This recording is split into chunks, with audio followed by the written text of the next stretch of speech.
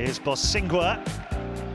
15 minutes in Villa Park last weekend. He's gone for the 1-2 with Drogba. Bosingwa! Oh, wow.